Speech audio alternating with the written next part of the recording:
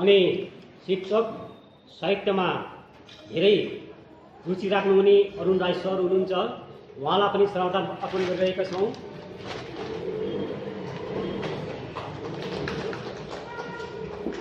उसरी नै साहित्यलाई माया गर्नुहुने चेली सुश्री मञ्जरी गुरुङलाई पनि श्रद्धा अर्पण गरिरहेका छौँ।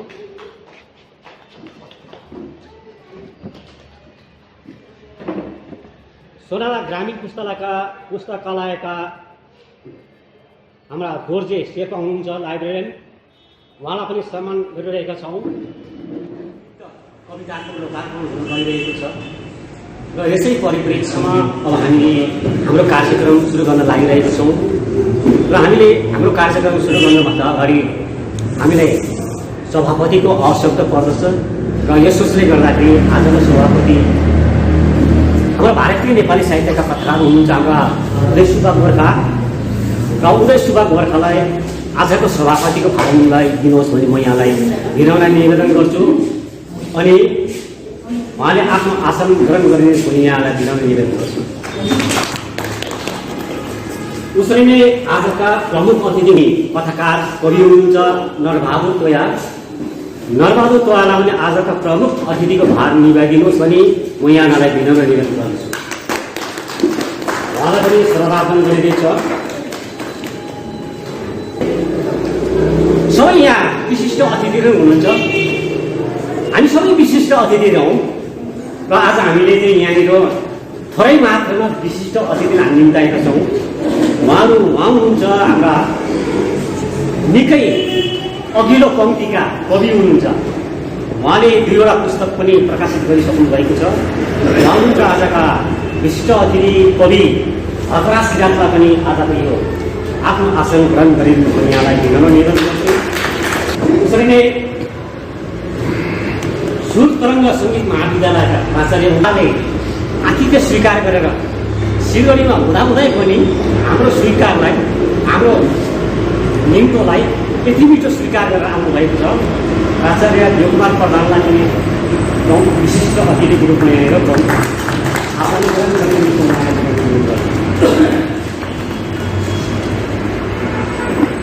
उसरी नै पाठशालाका भूतपूर्व प्रधान अध्यापक हुनुहुन्छ हाम्रा सर बुद्धसम्म सर। उहाँलाई पनि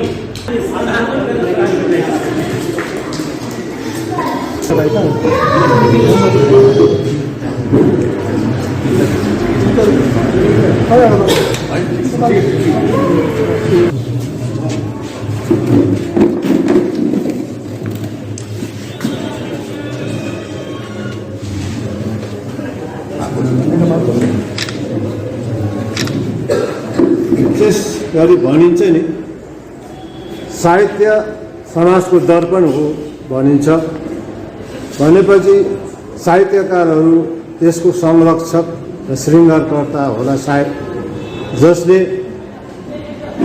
आफ्नै जीवनलाई पनि त्यस दर्पणमा निहालेर यो जीवनलाई सिँगार्ने कोसिस गर्छन् र भगवानले दिनुभएको यो पहिल्यैबाट हामीलाई सिँगारेर पठाएको यो हाम्रो शरीर, सडेर जाने शरीर अथवा दाहमा दहकिने यो देहको बाहिरी सिँगारमा त हामी यो सजधज साथ यहाँ उपस्थित छौँ, तैपनि वास्तवमा यति सुन्दर यो जीवनलाई अझ सुन्दर पार्नु चाहिँ कसो गरी हो भनेर अति मानव जीवन सुन्दर यो अझ सुन्दर पार्नु कसो गरी हो भन्ने पुरा एकजना धनजन शर्माको हुनु सायद होला यो कविता। यो कवितालाई नै सार्थक तुल्याउँदै आज हाम्रा अम्बर जीवन यहाँ सबै बसेका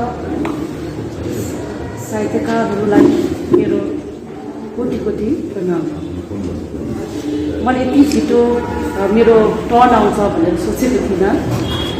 यो मेरो फर्स्ट लाइफको फर्स्ट विषय, धेरै विषयमा मैले स्कुलमा त बोलेकै छु, तर कविताको विषयमा लिएर मेरो सर्वप्रथम मेरो जीवनको सबसे पहिलो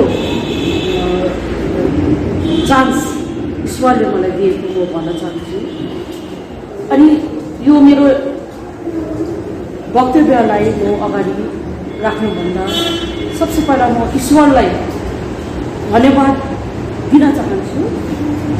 ईश्वरपछि मेरो आमा बाबालाई, किनभने उहाँहरूकै आशीर्वादले, आशिषले म यहाँ आज तपाईँहरूको सामुन्ने मञ्चमा उभिएर केही कुराहरू गर्न लायकको भएको छु।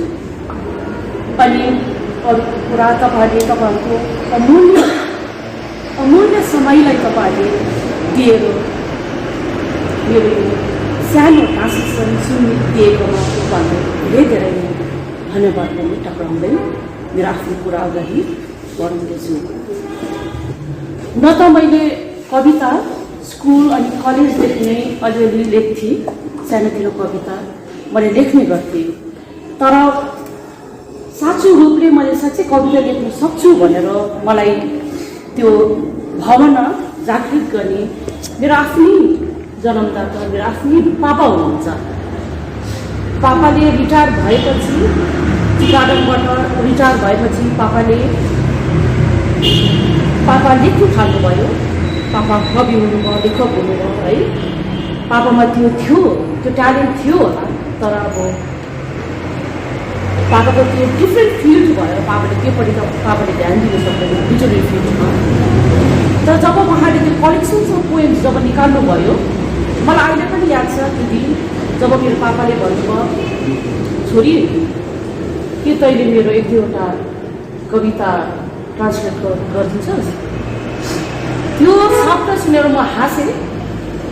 मैले पापालाई भने, ओहो पापा के चाहिँ भन्नुभएको, म त सक्दिनँ जस्तो त, म त यत्रो त्यो कोही बेला आफ्नै मजाले म जे लेख्छु त्यो पो त पापा, म त कवि त होइन त भनेर मैले पापालाई जब यो शब्द भने, पापाको मैले त्यो दृश्य अहिले पनि याद छ। पापाको त्यो एकदमै गहिरो करुणामय दृश्य त्यो आँखामा झल्केको मलाई याद छ। पापामा एउटा विश्वास म प्रति देखेको मलाई अहिले पनि याद छ। अनि पापाले भन्नुभयो, मैले तँलाई त्यसै भन्ने होइन छोरी, मैले तेरोमा त्यो गुण देखेको छु। अनि कविता लेख्नु त यति सुन्दर कुरा हो, सँगसँगै कविता मात्र होइन, ट्रान्सलेसन भन्ने कुरा तँलाई थाहा छ कति सुन्दर कुरा हो। पापाले भन्नुभयो त्यो शब्दहरू साँच्चै नै मेरो अन्तर्हृदयमा मलाई छुयो। अनि पापाले यो भन्नुभयो, त्यो शब्द मलाई त्यो दिन त्यो बुझिन्छ अहिले पनि है। पापाले भन्नुभयो भगवान्ले के बनायो भने आकाश बनायो, पातल बनायो, रुख बनायो, खोला नाला त भगवान्ले त बनायो, हामीले त बनाएन नि त।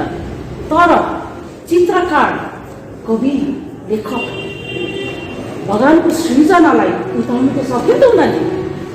भगवान्ले पहिला बनायो ताकि त्यो क्रिएसन चित्रकारले गर्यो, हामी कविहरूले के गर्दछ जीवनलाई दर्शाएर। अनि त्यो चाहिँ the creation from one mind to another, it's a beautiful process and you are going to do that. Try to translate the poems, beautiful poems of our Nepali writers. There are such beautiful instances of life को त्यो यति सुन्दर कविताहरूको हाम्रो नेपालीमा गुन्जेको छ, लेखेको छ नै। म चाहन्छु तैँले त्यसलाई ट्रान्सलेट गर, सुरु मेरोबाट गर भनेर पापाले मलाई भन्नुभयो। अन्त पापाको त्यो विश्वास म प्रति देखेर साँच्चै नै मैले कालिम्पोङ लेख्न थालेँ। मलाई इच्छा त लागेको थियो है, पापाले मलाई उत्साह दिनुभयो, लेख्न थालेँ। 5वटा मैले कविता चाहिँ मैले फटाफट 2-3 हप्तामा लेखेँ। त्यो 5वटा कविता मध्ये 2टा कविता चाहिँ मलाई साह्रै प्रिय लाग्छ। त्यो कविता हो साँचो माया अनि सुनाखरी। हुन त अरू पनि मनपर्छ, तर लेखेपछि एउटा कविताबाट सङ्गीत जुन निस्किन्छ, मलाई त्यही यो 2टा कवितामा निस्केको जस्तो लाग्छ। अनि आशा गर्छु तपाईँहरूले यसलाई मन खरिदिनुहुन्छ भनेर म आशा गर्दै तपाईँको सामने पढ्न लागेको छु। सुनाखरी पढ्नुभन्दा अगाडि तपाईँहरूलाई म एउटा सानो भूमिका, यसको सानो ब्याकग्राउन्ड तपाईँहरू सामने म राख्नु। I want to just present to you all the background behind Sunakhari. Sunakhari जुन चाहिँ हामीले अर्किड भन्ने गर्छ है अहिले, बाबाकोबाटै चाल पाएँ अनि सँगै मैले सुनेको पनि थिएँ। सुनाखरी त्यो जुन चाहिँ अर्किड भन्छौँ हामीले, वास्तवमा चाहिँ त्यो जङ्गलमा पाइन्छ। त्यो जमिनमा नफुलेर रुखको हाँगाको चेपमा त्यो फुल्ने गर्छ। छेउमा खोला खलक बगिरहेको, चराचुरुङ्गी गाइरहेको, सुस्त हावा चलिरहेको, त्यस्तो सुन्दरतामा यो रुखको हाँगाको चेपमा फुल्ने गर्छ। फुल्छ कसको लागि? केवल आफ्नो लागि, प्रकृतिको लागि त्यो फुल्ने गर्छ। तर हामी मान्छेले त्यसलाई हाइब्रिड गर्नु, त्यसलाई लगेर होटलमा सजाउँछौँ, हट हाउसमा सजाउँछौँ, घरमा सजाउँछौँ, अरूको सुन्दरताको लागि, अरू मान्छेको दृश्यको लागि हामीले सजाउने गर्छ। पापाले यो compare beautifully, he has compared this the flower of the orchid of jungle and the orchid of the places where we have taken it beautifully. सुन्दरता चाहिँ के हो, असलमा सुन्दरता के हो भन्ने कुरा पापाले ढल्काउनु चाहेको छ। अनि मैले I don't know whether I have done the justice to his point. I don't know, but I'm going to let you read and let the audience decide how it is the poem.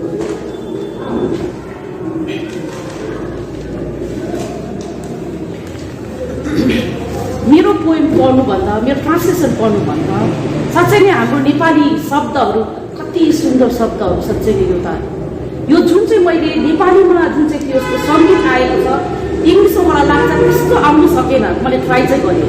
म तपाईँहरूलाई सर्वप्रथम नेपालीमा सुनाइदिन्छु, original copy तपाईँलाई सुनाइदिन्छु, त्यहाँदेखि तपाईँहरूलाई म इङ्ग्लिसको translation सुनाउन चाहन्छु।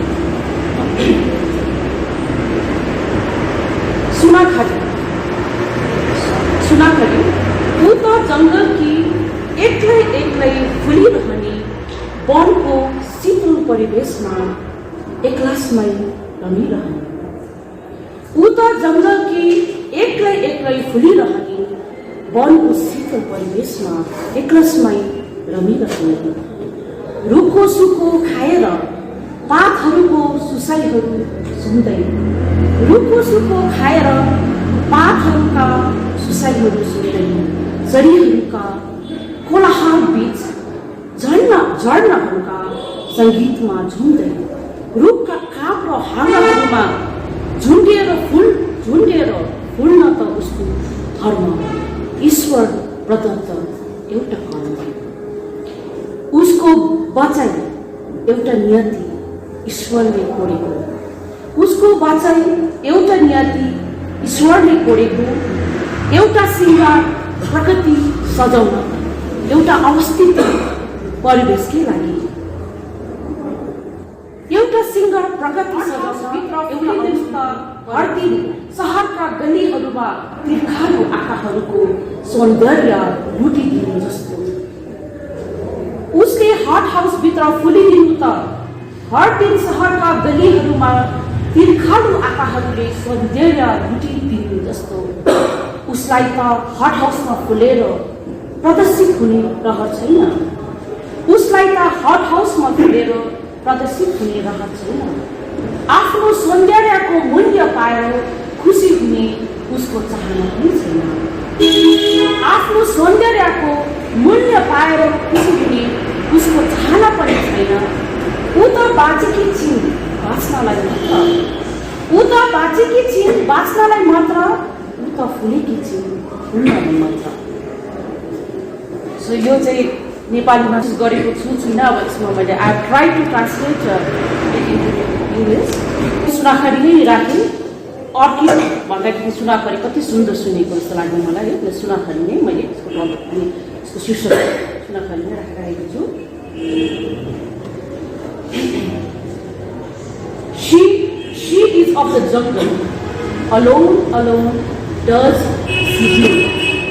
She is of the jungle, alone does she bloom, rejoicing solitarily in the calm serenity of the jungle.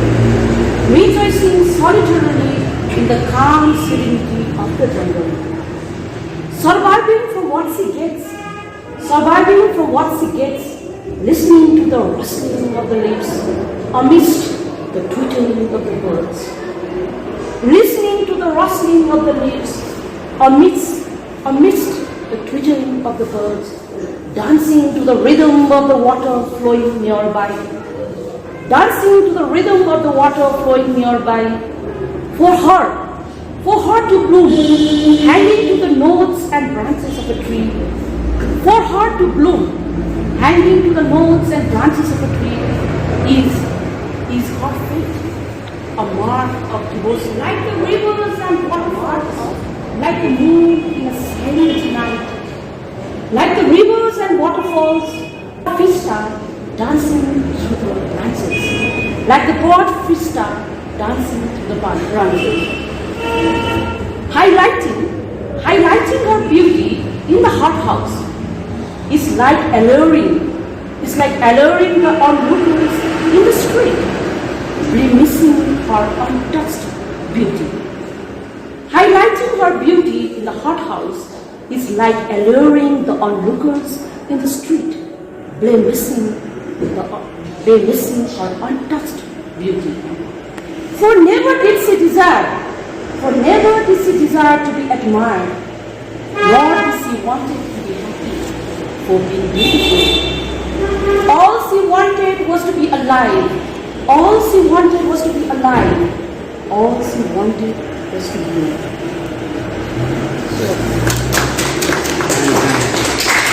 अनि यसको चाहिँ मैले चाहिँ अर्को नाम दिएँ इङ्ग्लिसमा अ ट्रु लभ भनेर मैले लेखेँ है। यसको पनि भूमिका, यसको पनि ब्याकग्राउन्ड बाँधिएको छ है। त्यो चाहिँ के हो भन्दाखेरि माया धेरै किसिमको हुन्छ, तपाईँहरूलाई थाहा छ। ईश्वरप्रति माया, विश्वास, श्रद्धा, आफ्नो ईश्वरप्रति त्यो माया हुन्छ होइन। एउटा आमाले नानीलाई गरेको माया, एउटा साथीले जीवन साथीलाई गरेको माया त बाँचेको छौँ हामी सबैजना। माया छैन संसार के हुन्छ होला। तर हाम्रो संसारमा छलकपटले भरेको छ माया, देखावटले भरेको छ, सुन चाँदी जस्तै टल्किन्छ माया, त भित्र त खुक्रो त हुन्छ। त्यो त हामीले जानेकै कुरा हो। वास्तविकमा सबैलाई थाहै छ माया के हो। मायाको भाषा छैन, मायाको आकार छैन, समयले त्यसलाई काट्नु सक्दैन, त्यसलाई बुझाउनु सक्दैन। त्यो माया त मेरो पापाकै भाषामा भन्नु एउटा मन्दिरमा दिया जलेको जस्तो हो। यो दिया अँध्यारो कोठामा राख्नुहोस् त, यो दियाले उज्यालो पारिदिन्छ त्यो ठाउँलाई। अमर अजीवन त्यो अजम्बर, त्यो केले पनि त्यसलाई काट्नु सक्दैन। मायाको भाषै छैन जस्तो लाग्छ मलाई। अनि यो सुन्दर कुरालाई पापाले दर्शाउन चाहेको छ साँचो मायामा। फेरि पनि म साँचो माया, सबै टल्कने वस्तुहरू सुनहरू होइनन्, सबै टल्कने वस्तुहरू सुनहरू होइनन्। तप्केका सबै आँसुका थोपाहरू मायाका हुँदैनन्, तप्केका सबै आँसुका थोपाहरू मायाका हुँदैनन्। वासनाको अवेगहरूलाई मायाहरू भन्न सक्दैनन्। वासनाको अवेगहरूलाई माया भन्न सक्दैनन्। अवैशमा खाएका कसमहरूलाई मायाका आधारहरू भन्न मिल्दैनन्। अवैशमा खाएका कसमहरूलाई मायाका आधारहरू भन्न मिल्दैनन्। वासनाको फुलहरू फुलेर झर्छन्, अनि बिउ बस्छन् फेरि थुप्रै फुल्नलाई, तर साँचो माया न फुल्छ न झर्छ। त्यो त अन्तकालसम्म जन्मेर त्यो जस्तै पवित्र पर्छ हृदयभित्रमा अनन्त।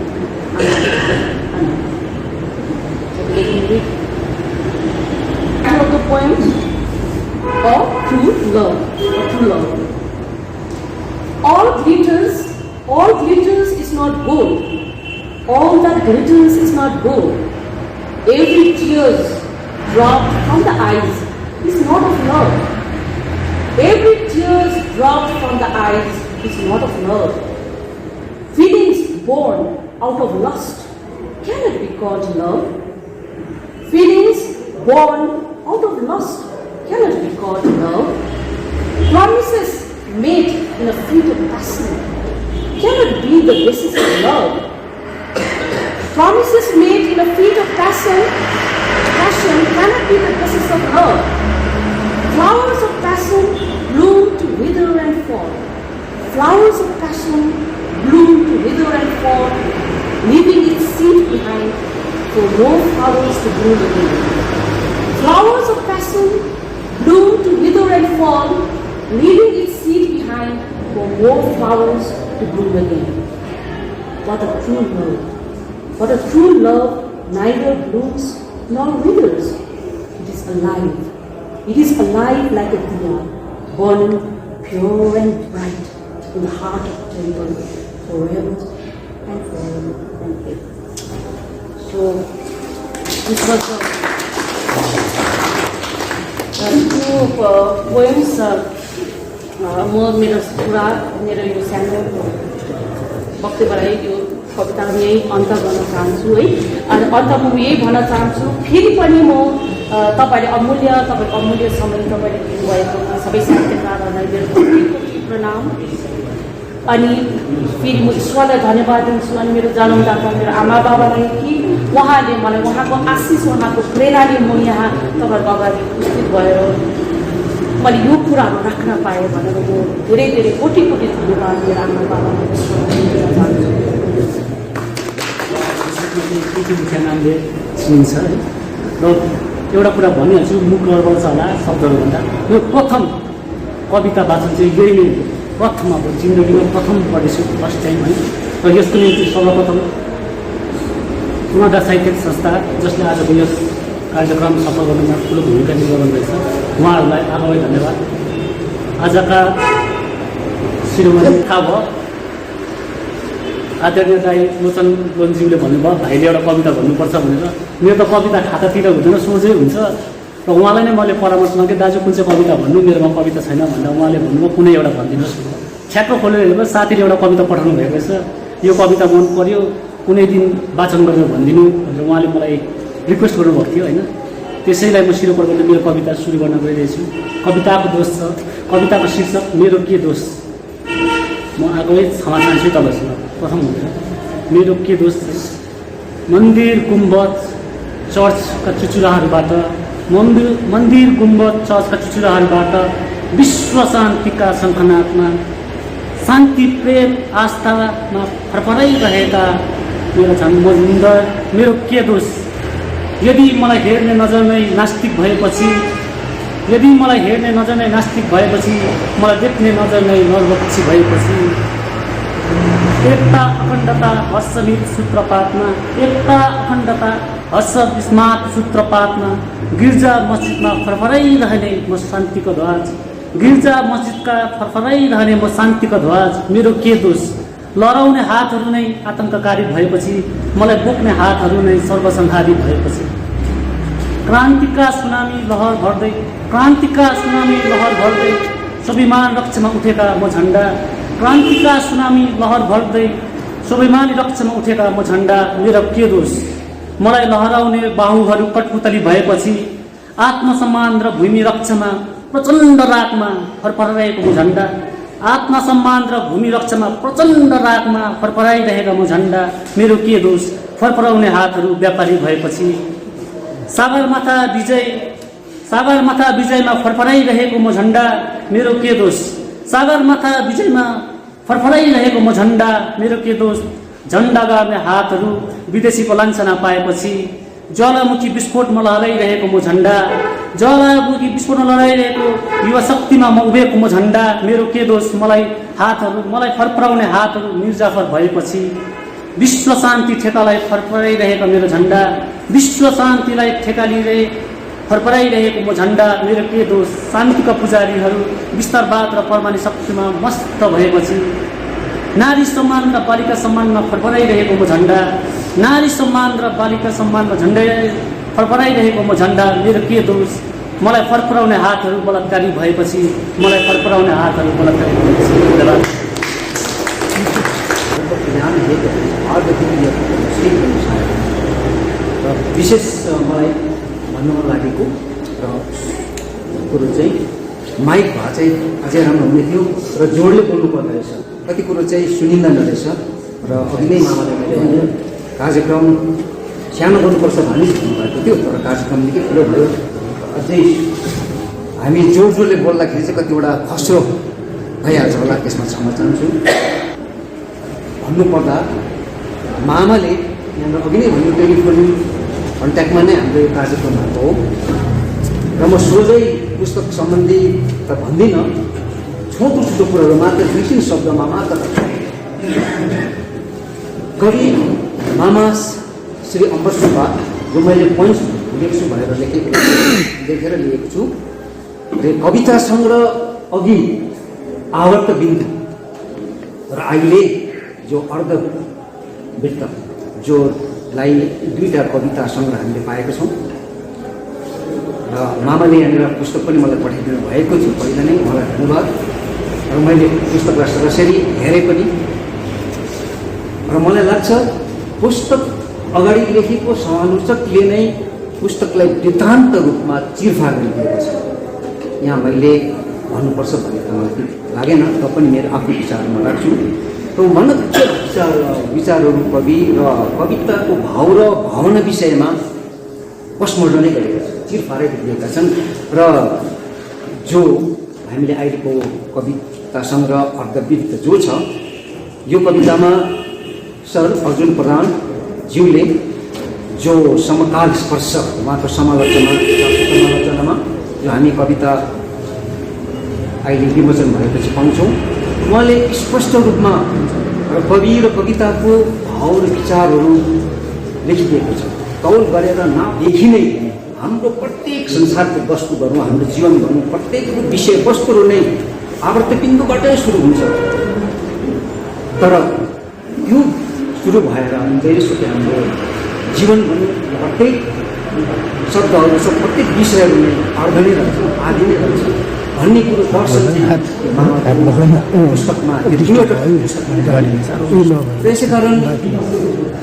यसै कारण मलाई के लाग्छ भने यो सृजनाशील संसारमा अर्धवृत्त नभई त फेरि सृजना हुँदैन कि जस्तो पनि लाग्छ। किन न त अर्धवृत्त भएको कारणले गर्दा नै होला अवतारहरू अवतरण हुनु पर्ने परिरहेको छ, अवतार आइरहेको छ।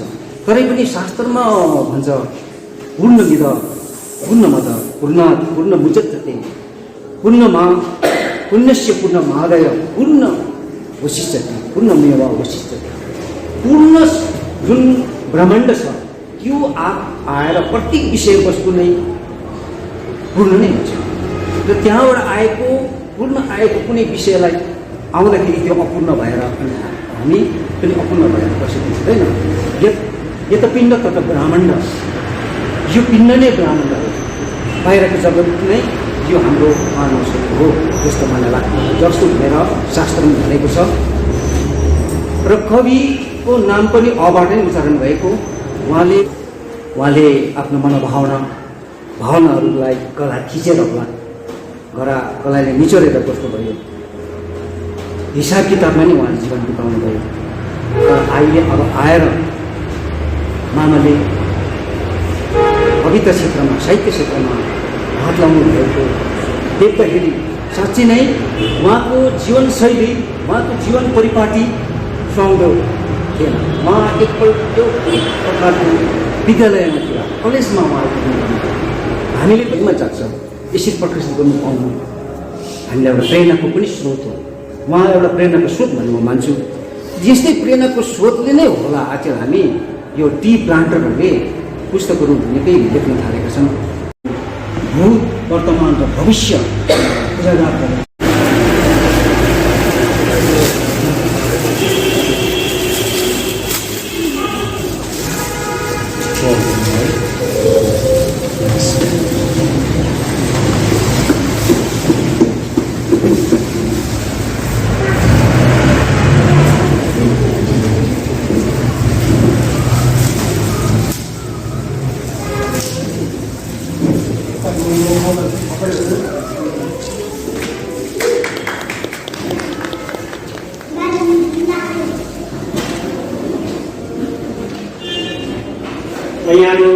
सदस्यलाई धन्यवाद दिन्छौँ।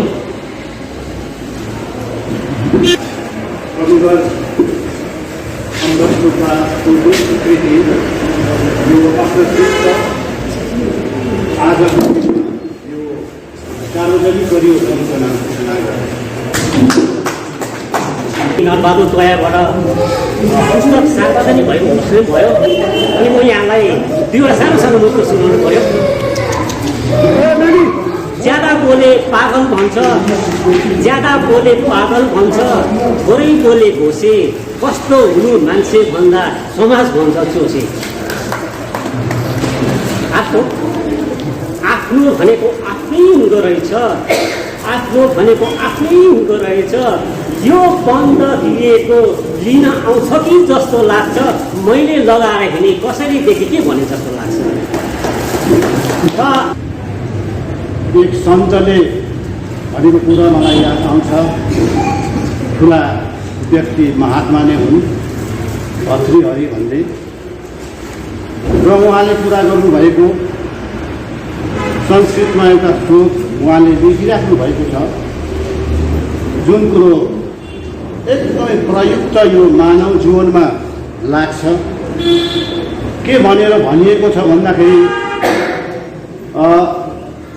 त्यो श्लोकले भन्छ, साहित्य सङ्गीत कलाविहीन पशु साक्षात् पशु पिसानहीन भनेर त्यो संस्कृतमा भनिएको।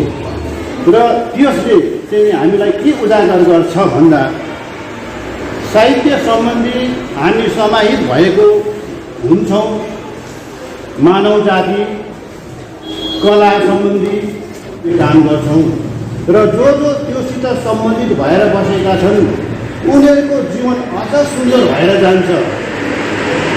र जसले त्यसलाई अर्थात् साहित्यलाई कलालाई जब आफूसित समाहित गर्न सक्दैन भने ऊ चाहिँ त्यस्ता खालका पशु हुन् जुन पशुमा चाहिँ कुनै प्रकारको विष छैन, त्यसमा कुनै प्रकारको उसको। र यो भारतीय नेपाली साहित्य क्षेत्रमा धेरै वर्षपछिबाट लेखनको फाँटमा पदार्पण गर्नु भएर चाहिँ धेरै पाइला अघि बढाए, धेरै पछि आए, पदार्पण गरे, तर धेरै पाइला चाहिँ अघि बढाए र उम्दा भाव स्पर्शको कुरा उनले उठाएका छन्। र त्यसले गर्दाखेरि चाहिँ त्यस्तै प्रकारको उम्दा सर्जकहरूको हाराहारीमा तरिन लागेका काव्य स्रष्टाका रूपमा हामी पाउँछौँ कवि अम्बर सुब्बालाई। र अब उहाँको अलिकता अघिल्लो त्यो जीवनीको त्यो फाँटलाई मैले यहाँ गरेको छु। उहाँको पुस्तकको काव्य सृजना भन्छ। हामी आउँछ यो अर्धवृत्त, र यो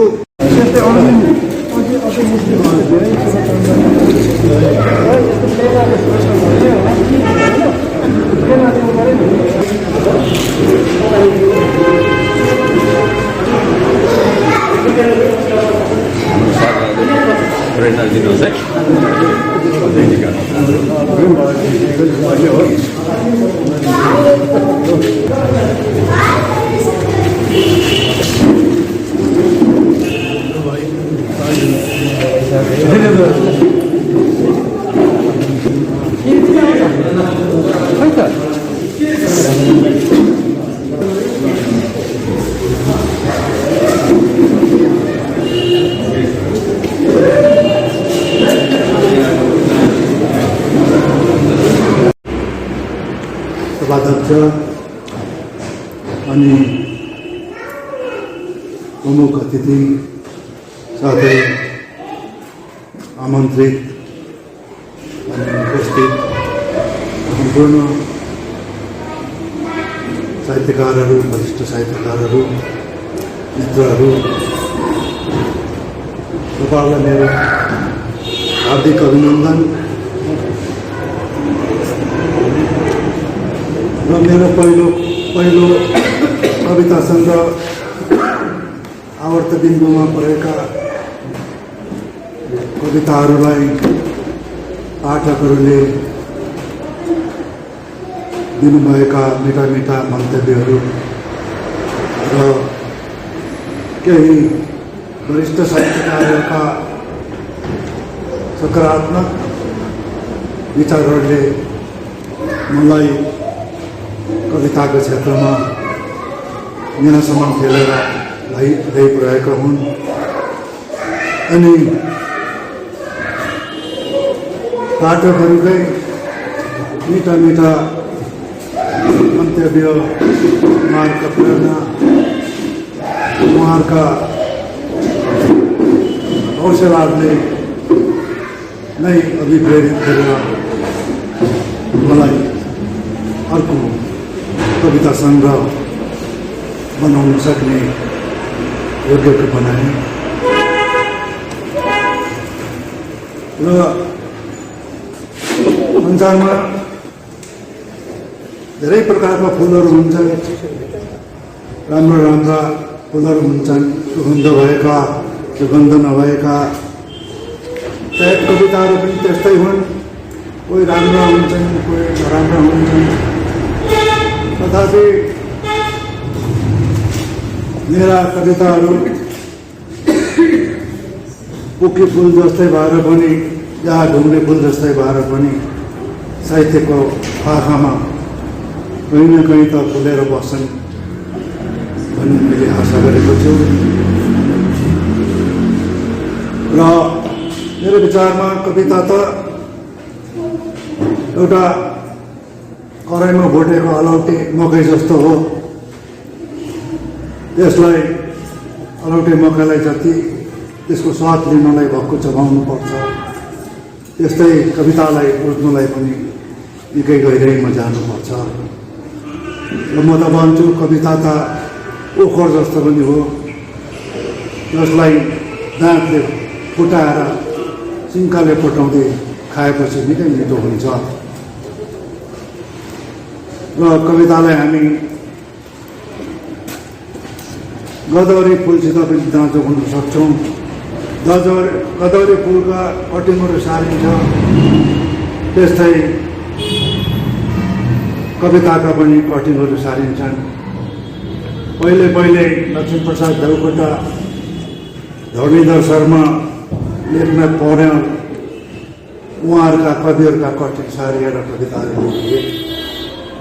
पछि भगमसिंह गिरी, हरिभक्त कटुवाल जस्ता कविहरूका कटिङहरू सारेर कविताहरू लेखिए। र आज पनि नयाँ नयाँ भेराइटी निस्किँदैछन्। कसैले मुक्तक लेख्छन्, कसैले रुबाई लेख्छन्, कसैले लुकमक लेख्छन्, र आज तिहारहरू लेखिँदैछन्। म दोहोक लेख्दैछु र यसरी नै अरू थुप्रै भेराइटीहरू निस्केलान्। र कविहरूले जस्तो मालीले गदवरी फुललाई सानो सानो पटमा फुलाएर त्यसलाई कक्साएर फुलाएर त्यसमा आकर्षण भर्ने गर्छन्, त्यस्तै कविहरूले पनि आजकल दुई चार शब्दहरूमा सागरको गहिराई या धरतीको फैलाउलाई हटाउने चेष्टा गरेको देखिन्छ। र तुलसीदासले 80 वर्षको उमेरमा रामचरित मानस लेखेका थिए भन्छन्। त्यस्तै पाराले म यो 70 को उमेर नागेपछि पनि कविता लेख्ने जोसमा छु। र स्वास्थ्यले साथ दियो भने अझै 2-3वटा कृतिहरू दिने मेरो विचार छ। र साहित्यकारहरू भन्दो रहेछन् कविता लेख्नु या लेख लेख्नु साहित्यको सेवा गर्नु हो। तर म त भन्छु यो त बसिदिएको पनि हो। र कविताहरू लेखेर मैले मेरो रिटायर पछिको दिनहरू राम्रै प्रकारले बिताएको अनुभव गर्दैछु। वास्तवमा जब म नोकरी गर्दै थिएँ त्यति बेला म कङ्गाल थिएँ। आज रिटायर भएपछि कविताहरू लेख्न थालेपछि मैले दिनु केही मलाई अनुभव हुन्छ। मैले साहित्यको निम्ति केही दिएको अनुभव गर्दैछु, समाजको निम्ति केही दिएको अनुभव गर्दैछु र जे होस् कविता लेख्दैछु। तर यो उमेरमा वैशालु कविताहरू लेख्नु सायद मिल्दैन होला, त्यस्तो भावना आउने पनि होइन। वैशालु र रोमान्टिक लेखहरू कविताहरू लेख्नु त नयाँ पिँढीका भाइ बहिनीहरू छँदैछन् र मैले मेरा पछिल्लो जीवनमा जति भोगेका तिता मिठा उत्साह, निरुत्साह, सफलता असफलता, यी सबैले जन्माएका अनुभूतिहरूलाई मैले मेरो कवितामा मैले पस्केको छु। ईश्वरको यो दुर्भाग्य लीला जीवन चक्रलाई बुझ्न नसकेर अल्मलिएको मेरो दार्शनिक भावहरूलाई पोखाउने गरेको छु र वास्तवमा कविताहरू आफू बाँचेका वरिपरिका परिवेश र गतिविधिहरूका चित्रण हुन्। कविताहरू एकदमै शक्तिशाली हुन्छन्। कविताले मर्दै गरेको मान्छेमा प्राण भर्न सक्छ। कविताले मानिसहरूको होसहरू खुल्न सक्छन् अनि कविताले मान्छेको छाती भरिभरि पाखुरा भरिभरि जोसहरू भर्न सक्छ अनि कविताले मान्छेको पाइलाहरूमा शक्ति भरेर गन्तव्यतिर पुग्ने एउटा शक्ति दिन सक्छ र कविताले समाजको संस्कारको रीतिहरूलाई परिष्कृत गरेर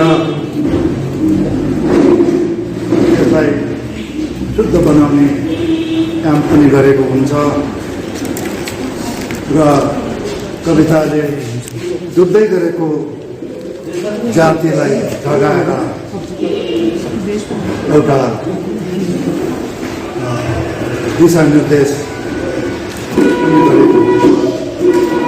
कविताले एउटा राष्ट्रलाई को निर्माणको निम्ति धेरै सहयोग पुर्याएको पनि हुन्छ र कविहरू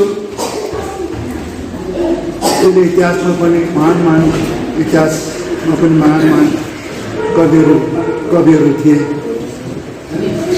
उनीहरूका कविताहरू यति शक्तिशाली थिए। ती कविताहरूको लाई हेरेर पढेर उनीहरूका राजाहरूले आफ्ना शासनका प्रणालीहरूलाई उहाँहरूले सच्याउने गर्थे, उहाँहरूको नीतिहरूलाई निर्धारण गर्ने गर्थे। त्यस्तै एउटा कवि थिए दान्ते। उहाँले उसको समयमा यस्ता शक्तिशाली कविताहरू लेखे, तर ती शक्तिशाली कविताहरूलाई बुझ्न नसकेर फ्लोरेन्सवासीहरूले उनलाई देशबाट निकालेर खेदेका थिए। तर पछि उनी मरेपछि धेरै वर्षपछि उहाँको कविताको भावहरूलाई बुझेर उहाँले पछुताएर उहाँको मरेको खरानीको माग गरेका थिए माया सरदारले र भनिन्छ त्यो कवि तान्ते मरेको 500 वर्षपछि कवि बाइरन उहाँको चिहानमा गएर उहाँको चिहानलाई हँगालेर धुरो गएका थिए। र कविता साहित्य हो र साहित्य बिना मानव जीवन अधुरो रहन्छ र वास्तवमा साहित्यले नै मान्छे र पशुलाई छुट्याएको छ। खानु, बस्नु, उठ्नु, सुत्नु त्यो त पशुले पनि गरेको हुन्छ। तर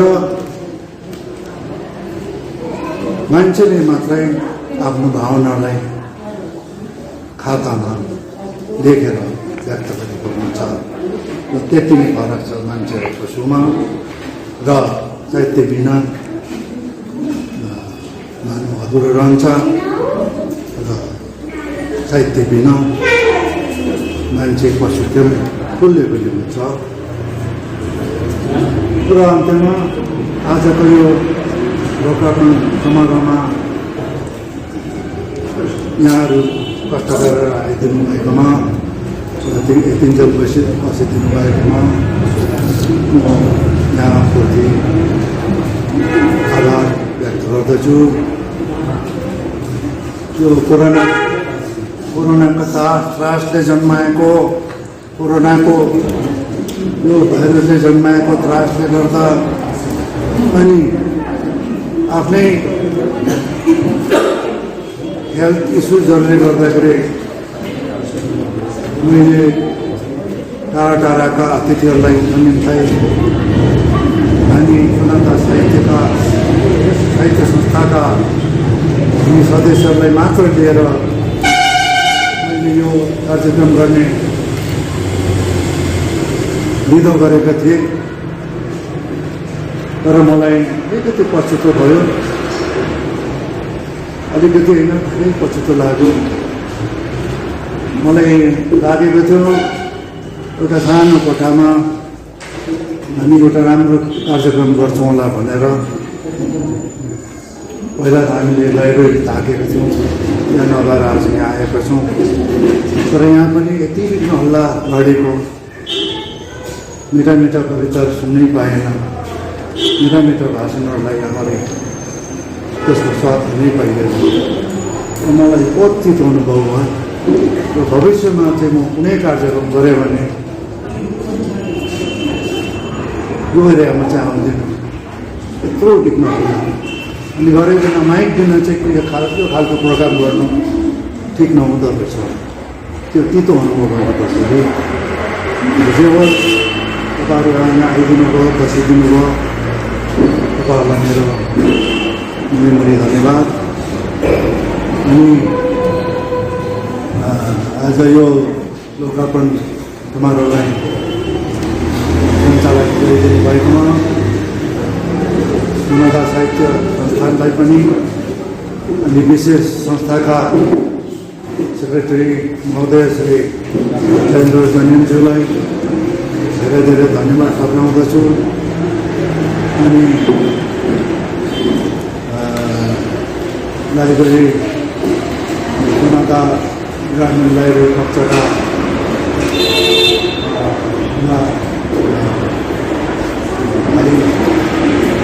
उहाँले पनि भाइले पनि इन्चार्ज भाइले पनि भाइ होइन मेरो त जोइन नै पर्छ उहाँ त महिला उहाँलाई पनि धेरै धेरै धन्यवाद दिँदै भन्ने कुरा यही अन्त गर्दछु। धन्यवाद। म आजको यो रमाइलो हाम्रो भेला जुन चाहिँ आयोजना अथवा बन्दोबस्त गर्ने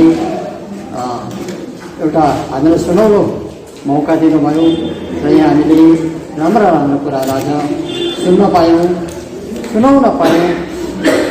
त्यसको लागि हाम्रा आजका विशेष आकर्षणका केन्द्रबिन्दु नै भनौँ कविवर अम्बर सुब्बाज्यूलाई मेरो हार्दिक धन्यवाद छ, साथै उहाँको परिवारलाई पनि। र अब आजको जुन यो अनुष्ठान भयो त्यसबारे मैले संक्षिप्त कुरा यहाँ राख्नैपर्छ। म तपाईँहरूको समय धेरै लिँदिनँ, एकदमै छोटो कम्ती समयमा म थपिदिन्छु, थप्ने कोसिस गर्छु। छोरी श्रीमती पुण्यता सुब्बाले जुन चाहिँ आफ्नो प्रस्तुतिले आफ्ना पिताको बुवाको राम्रो दुईवटा कविताहरू हामीलाई सुनाए, अङ्ग्रेजीमा ट्रान्सलेट गरेर। त्यो साँच्चै नै उत्कृष्ट मलाई लाग्यो। है हामीले धेरै अघिदेखि होइन, केही साल अघिदेखि नै उहाँको कविताहरू पत्र पत्रिकाहरूमा छापेको हामी पढ्दै आउँदैछौँ। अनि त्यही अगाडि आवृत्त बिन्दु भन्ने उहाँको कविता कृति पुस्तक